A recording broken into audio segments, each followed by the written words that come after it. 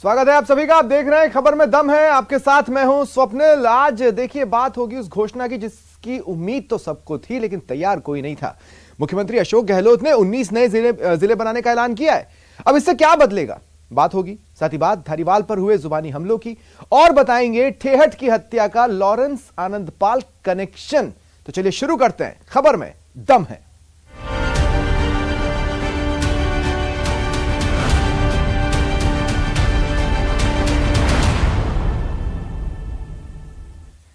CM Ashok Gehlot ने सदन में बड़ा ऐलान कर सबको चौंका दिया। एक साथ 19 जिलों को बनाने का ऐलान हुआ। नए जिले बनने से क्या फायदा होगा, सरकार के सामने कौन कौन सी चुनौतियां आएंगी, देखिए इस रिपोर्ट में। संभवतः किसी राज्य में शायद ही पहले कभी ऐसा हुआ हो कि एक साथ इतनी बड़ी संख्या में जिलों की घोषणा हुई हो, लेकिन मुख्यमंत्री अशोक गहलोत के एक साथ 19 जिलों की घोषणा को मास्टर स्ट्रोक के तौर पर देखा जा रहा है। प्रदेश के लोगों को भी 4 से 5 जिले बनने की उम्मीद थी, लेकिन जादूगर के पिटारे से जिले ही जिले निकले। विस्तृत अध्ययन एवं विवेचना के उपरांत अब मैं प्रदेश में नए जिले बनाने की घोषणा करता हूं। सीएम ने कहा था कि आप मांगते मांगते थक जाएंगे और मैं देते देते नहीं थकूंगा। और शुक्रवार को सीएम अशोक गहलोत ने सदन में एक साथ 19 जिलों की घोषणा कर सबको चौंका दिया। लोगों को उम्मीद थी कि जिलों की मांग फिलहाल टल जाएगी या 4-5 नए जिले ही बनाए जाएंगे, लेकिन जब सदन में मुख्यमंत्री ने पिटारा खोला तो एक साथ 19 नए जिले निकले, जिससे राजस्थान अब 50 जिलों वाला राज्य बन गया है। इसके साथ ही देश में सबसे ज्यादा जिले वाले राज्यों में तीसरे स्थान पर पहुंच गया है। अनूपगढ़ बालोतरा हो गया 2, ब्यावर 3,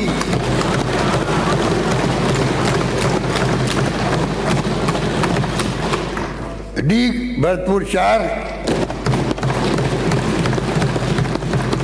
डीडवाना कुचामन 5, दूदू जयपुर 6, गंगापुर सिटी सवाई माधोपुर 7, जयपुर उत्तर जयपुर दक्षिण जयपुर, जोधपुर पूर्व जोधपुर पश्चिम जोधपुर, टेकड़ी अजमेर टेकड़ी, कोतपुतली बेरोड जयपुर अलवर, खेरतल अलवर,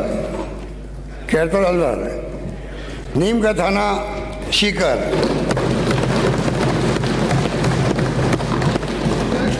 फलोदी जोधपुर। कहाँ गए? सलूम्बर उदयपुर, शांचोर जालोर और कैलाश मेघवाल जी शाहपुरा भीलवाड़ा। इस प्रकार 19 नए जिले बनाने के कारण प्रदेश में कुल 50 जिले। सालों से चली आ रही जिले बनाने की मांग तो पूरी हो गई है, लेकिन अब इन नए जिले बनने से क्या फायदा और क्या चुनौतियां होंगी, ये जान लेते हैं। गांवों और कस्बों की दूरी जिला मुख्यालय से कम होती है। आम लोगों और प्रशासन के बीच संवाद बढ़ता है। गुड गवर्नेंस और फास्ट सर्विस डिलीवरी होती है। लोगों के जीवन स्तर में सुधार होता है। सरकारी मशीनी की रफ्तार बढ़ती है। कानून व्यवस्था नियंत्रण रखना आसान होता है। सरकारी योजनाएं आम लोगों तक जल्द पहुंचाई जा सकती हैं। राज्य सरकार के राजस्व में भी इजाफा होता है। ये तो रहे फायदे की बात। अब जान लेते हैं कि सरकार के सामने कौन कौन सी चुनौतियां आएंगी। नए जिले बनने से आर्थिक बोझ बढ़ेगा। नए सरकारी भवनों के लिए जमीन और उन्हें बनाना होगा। राजस्थान में अफसरों की कमी है, उसे पूरा कैसे करेंगे?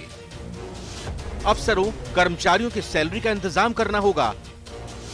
हालांकि सरकार ने इसके लिए 2000 करोड़ का प्रावधान किया है।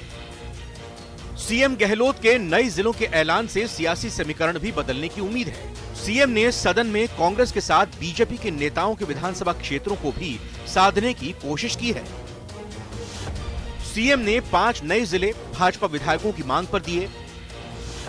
2 नए जिलों की घोषणा निर्दलीय विधायकों की मांग पर की। 10 जिले कांग्रेस विधायकों की मांग के चलते बनाए गए। इन 19 नए जिलों में तकरीबन 60 से ज्यादा विधानसभा सीटें आती हैं। इसमें कई विधानसभा सीटें ऐसी हैं जहां कांग्रेस कमजोर थी। इससे चुनाव में कांग्रेस को फायदा मिल सकता है। शुक्रवार को सदन में सीएम गहलोत ने केवल जिले की घोषणा कर सबको चौंकाया ही नहीं, बल्कि मंदिरों को लेकर भी बड़े ऐलान किए, जिसे बीजेपी के कोर वोट बैंक को अपनी ओर करने की कोशिश के तौर पर देखा जा सकता है। महाकाल की तर्ज पर जयपुर के गोविंद देव जी मंदिर के विकास की घोषणा की। खाटू श्याम जी, कैला देवी समेत कई मंदिरों के विकास के लिए डीपीआर तैयार कराई जाएगी। बेणेश्वर धाम पर 100 करोड़ रुपए खर्च करने की घोषणा की। पुष्कर के विकास के लिए पुष्कर डेवलपमेंट अथॉरिटी बनाने की घोषणा की। मुख्यमंत्री ने 3 बार में बजट को पेश कर बचत, राहत, बढ़त पर जोर दिया और एक से बढ़कर एक ऐलान कर बीजेपी से हर मुद्दा छीनने की पूरी कोशिश की। वहीं सीएम की घोषणाओं को लेकर बीजेपी हमलावर है। 2000 करोड़ की राशि, वो भी बजटीय प्रावधान इस वर्ष के लिए इस बजट में कितना किया वो सामने आएगा। और 19 जिले, मैं समझता हूं कि एक जिले को संचालित करने के लिए कम से कम 500 करोड़ के इंफ्रास्ट्रक्चर की जरूरत है। ये आईवास है। ये जिले बनाने के पीछे मुख्यमंत्री जी दबाव की राजनीति के शिकार हुए हैं। घोषणाओं से देश और प्रदेश नहीं चलते, धरातल पर उतारने से चलते हैं। अब तक धरातल पर जो कुछ उतरा है पिछले 4.5 साल के इस कालखंड में, एक बार मैं आपसे भी आग्रह करूंगा कि उठा करके उसको देखिए और उस पर ले जाकर के निर्भय होकर के निष्पक्ष रूप से एक स्टोरी कीजिए। जितनी योजनाएं बनी है वो सब कागज में है। इधर जगह जगह जिला बनने का जश्न मनाया जा रहा है। कोई आतिशबाजी कर रहा है तो कोई एक दूसरे को मिठाई खिलाकर जश्न मना रहा है, तो दूसरी तरफ जो जिला नहीं बना उसको लेकर लोगों में गुस्सा भी है। वहीं भिवाड़ी को जिला नहीं बनाए जाने से निराश तिजारा विधायक संदीप यादव ने राजस्थान सब रीजनल इंफ्रास्ट्रक्चर डेवलपमेंट बोर्ड के चेयरमैन पद से इस्तीफा दे दिया। विपक्ष ने सड़क से हुंकार भरी तो मुख्यमंत्री अशोक गहलोत ने सदन से जनता को साधने की कोशिश की। कहीं नए जिले बनने का जश्न है तो कहीं जिले न बनने का दुख।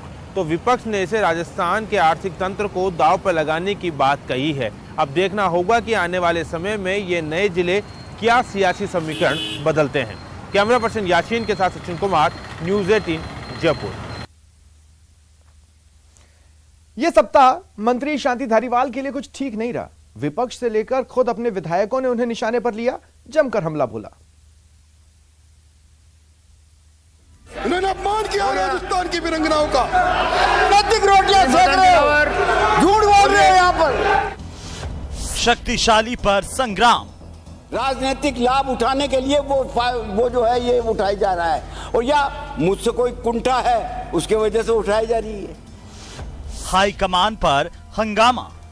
राजस्थान में बलात्कार इसलिए और एक मर्दों का प्रदेश अब हो ही ना, इसलिए सभापति महोदय एक्सप्लेनेशन कितना ही दे दे। राजस्थान की वीरांगनाओं का अपमान कर किया मंत्री जी ने। अपनों ने बताया जिद्दी। मंत्री जी क्योंकि आजकल जिद पे आ जाते हैं और उनकी जिद सबसे बड़ी होती है, उसके आगे सब नतमस्तक हो जाते हैं। सड़क से सदन तक घिरा। निश्चित रूप से वो चरित्र हनन कर रहे थे, वो अपनी गलती में थे और बैकफुट पे आए, इसलिए आज उन्होंने रिट्रैक्ट किया। इन्हीं वीरांगनाओं की तरह मुंह में घास लेकर ओसिया की जनता के लिए धरने में बैठूंगी। आप में दम है तो 3 बजे उठा लेना मेरे। संकट में संकट मोचक कि मेरा एक्सप्लेनेशन जो है वो रिकॉर्ड में आ जाए और इनको सबको असलियत मैंने सबको जो है बता दी गई।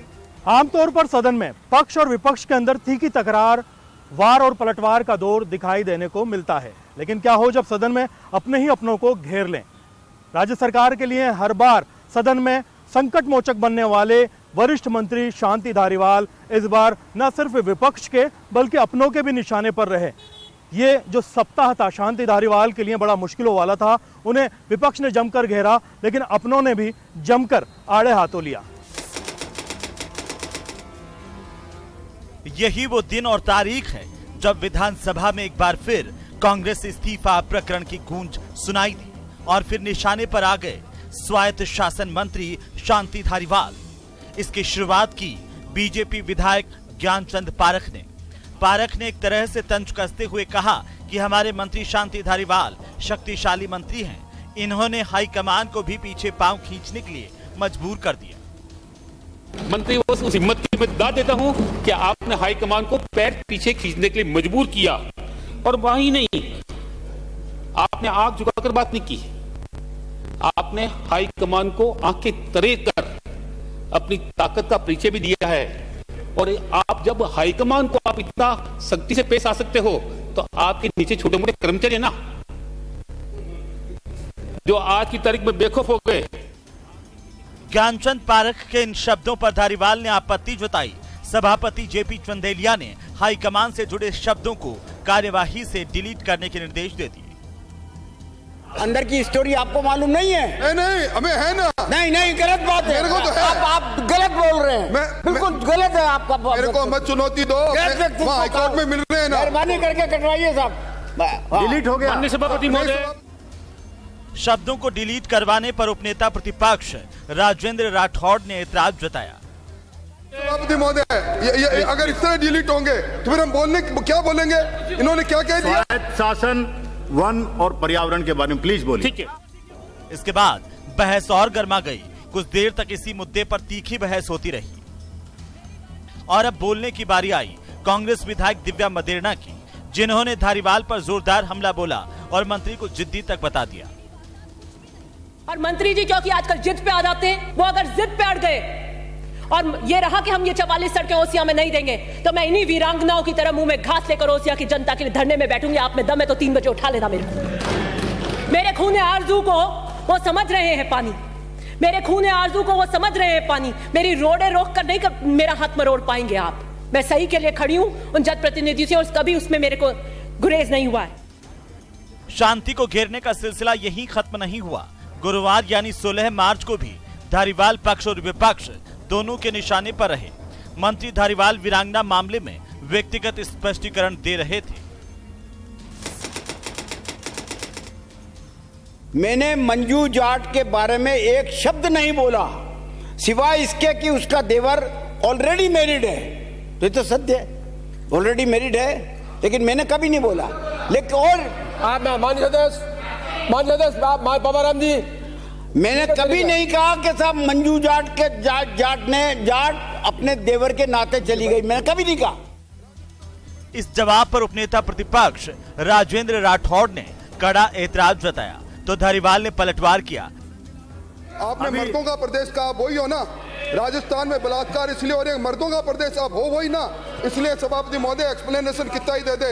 राजस्थान की वीरांगनाओं का अपमान कर किया मंत्री जी ने, ये सहन नहीं करेंगे आप किसी हालत में। श्री मदन दिलावर, इससे बड़ी बात नहीं हो सकती। श्री मदन दिलावर, एक्सप्लेन देने के इनसे कुछ नहीं होगा प्लीज। इन्होंने अपमान किया राजस्थान की वीरांगनाओं का।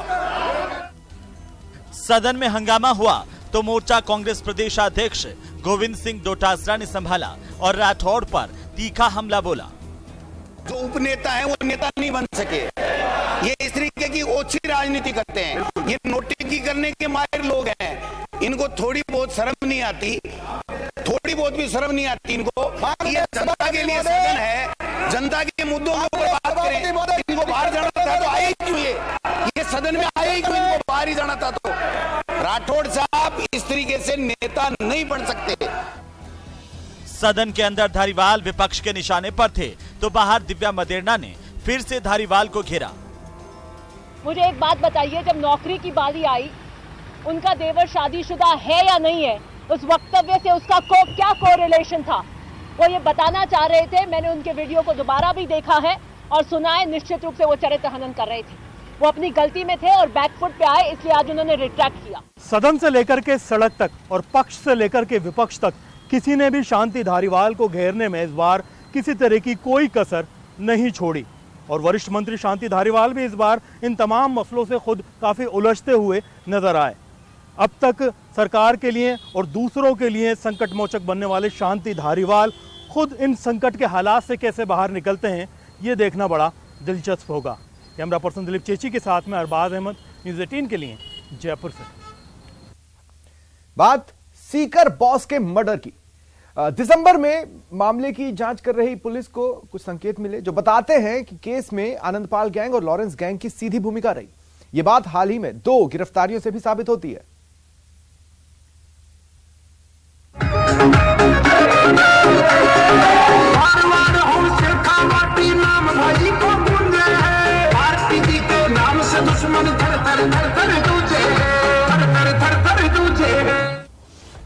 राजू ठेहट हत्याकांड में बड़ा खुलासा।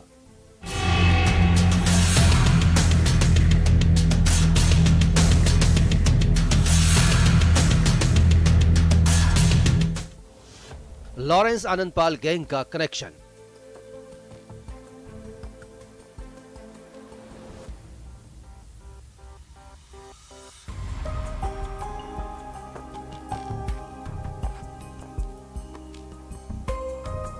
पिछले साल 3 दिसंबर को हुई राजू ठेठ की हत्या के मामले में आनंदपाल के साथ साथ अब लॉरेंस गैंग के शामिल होने की भी पुष्टि हो चुकी है। पहले तो जयपुर में सीकर का शक्ति सिंह पकड़ा गया, जो राजू ठेठ गैंग का खास शूटर है, और अब जोधपुर में राजू मांझू की गिरफ्तारी के बाद और भी मामला पुख्ता हो चुका है। राजू मांझू न केवल 007 गैंग चलाता है, जो पहले लॉरेंस ऑपरेट करता था, बल्कि इस मामले में शूटर्स को हथियार भी उसी ने उपलब्ध करवाए थे। दिसंबर की ये उस घटना का वीडियो है जब सीकर बॉस के नाम से जाने जाने वाला कुख्यात गैंगस्टर को उसके घर के बाहर ही गोलियों से छलनी कर दिया गया था।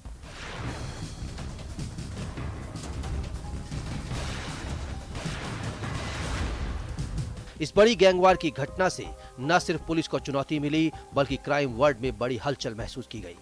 हालांकि पुलिस ने भी सख्ती दिखाई, 2 से 3 दिन के अंदर ही एनकाउंटर कर हरियाणा से आई। राजू ठेठ की हत्या के आरोपियों पर पुलिस ने शिकंजा कसा, लेकिन सबसे बड़ी गिरफ्तारी हुई राजू ठेठ हत्याकांड में 24वीं गिरफ्तारी के तौर पर, जब जयपुर में आनंदपाल गैंग के मौजूदा सरगना शक्ति सिंह को पुलिस ने पकड़ा।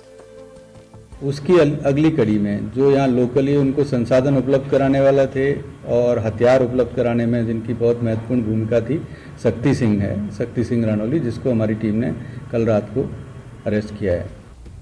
ये गिरफ्तारी क्यों महत्वपूर्ण है बताएंगे, लेकिन इससे पहले बता दें कि 2 दिन बाद ही जोधपुर ग्रामीण पुलिस ने राजू मांझू को उसके एक साथी के साथ गिरफ्तार किया। आरोप है कि राजू मांझू गैंग ने ही ठेठ की हत्या के लिए शूटर्स को हथियार सप्लाई किए थे। इस 2 गिरफ्तारियों ने राजू ठेठ हत्याकांड में कई गुत्थियों को काफी हद तक सुलझा दिया। दरअसल राजू ठेठ की हत्या की जिम्मेदारी लॉरेंस के गुर्गे रोहित गोदारा ने फेसबुक पोस्ट के जरिए ली थी। तब गोदारा ने साफ किया था कि आनंदपाल समेत बाकी साथियों की हत्या का बदला लिया गया।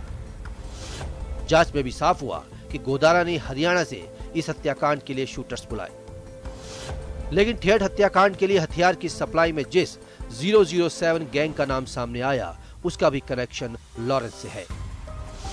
दरअसल 007 गैंग को लॉरेंस ने अपने सहयोगी कैलाश मांझू के साथ हथियार तस्करी के लिए ही बनाया था।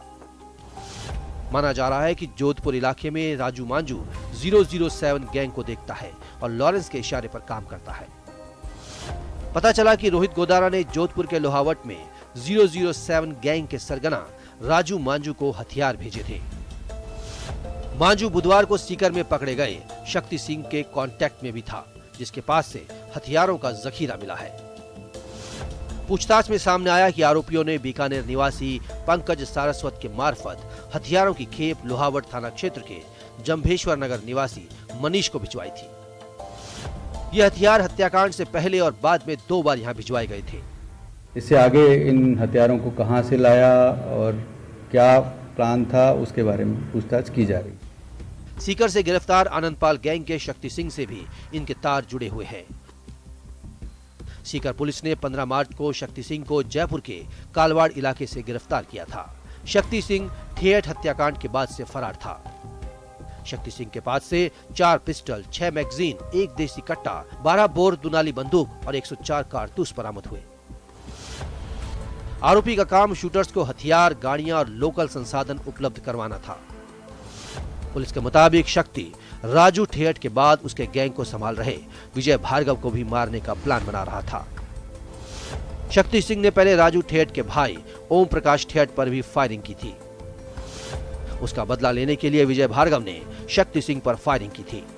राजू ठेठ हत्याकांड के 24वें आरोपी के तौर पर शक्ति सिंह की गिरफ्तारी के साथ ही राजू मांझू की गिरफ्तारी के बाद यह तय हो गया है कि आनंद पाल और राजू ठेठ की हत्या के बाद भी दोनों की गैंग जिंदा है, क्योंकि सीकर से गिरफ्तार शक्ति सिंह पर ठेठ गैंग को संभाल रहे विजय भार्गव की हत्या की साजिश रचने का आरोप है, जिसने रोहित गोदारा और उसके सहयोगी राजू मांझू के सहयोग से न सिर्फ राजू ठेठ को ठिकाने लगाया था, बल्कि उसकी गैंग को खत्म करने की भी योजना तैयार की थी। यानी भले ही आनंद पाल और राजू ठेठ जिंदा ना हो, लेकिन जिंदा है दोनों की गैंग की दुश्मनी। अब बात उस नापाक साजिश की जिसे समय रहते एनआईए ने नाकाम कर दिया। राजस्थान समेत देश के कई हिस्सों में रेड के बाद एनआईए ने कोटा और बारां से 2 लोगों को गिरफ्तार किया था, जिनके खिलाफ देश में सांप्रदायिक तनाव फैलाने की साजिश रचने का आरोप है।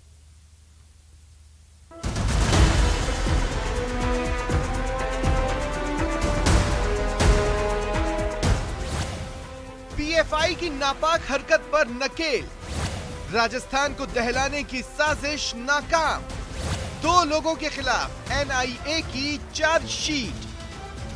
काफी वक्त से देश के कई हिस्सों में हिंसक गतिविधियों का ताना बाना तैयार करने वाली प्रतिबंधित संगठन पीएफआई के कई ठिकानों पर रेड के बाद एनआईए ने उनके खिलाफ चार्जशीट पेश की, जो देश में अलग अलग समुदाय के लोगों के बीच नफरत फैलाने के काम में संलिप्त थे। कोटा के मोहम्मद आसिफ और बारां के सादिक सर्राफ पर मामला दर्ज कर जांच की गई थी। जांच में सामने आया था कि ये लोग हिंसक घटना को अंजाम देने के लिए पीएफआई के लिए प्रभावशाली मुस्लिम युवाओं की भर्ती किया करते थे। हथियारों और विस्फोटकों को चलाने के लिए प्रशिक्षण शिविर आयोजित करवाने के भी इन पर आरोप लगे। दोनों पर पीएफआई के बैनर तले सीधे सीधे मुस्लिम युवाओं को भड़काकर उन्हें हिंसक कृत्यों को अंजाम देने के लिए प्रशिक्षित करने का आरोप है।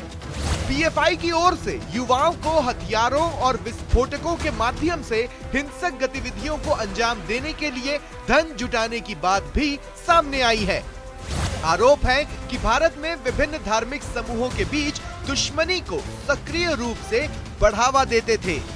आरोपी व्यक्ति हथियारों की खरीद के लिए जकात के नाम पर धन इकट्ठा कर रहे थे। पीएफआई कैडरों के लिए हथियार और विस्फोटक प्रशिक्षण शिविर आयोजित कर रहे थे। देश में इस्लामिक शासन स्थापित करने के लिए युवाओं को हिंसक तरीकों का सहारा लेने के लिए प्रेरित किया करते थे।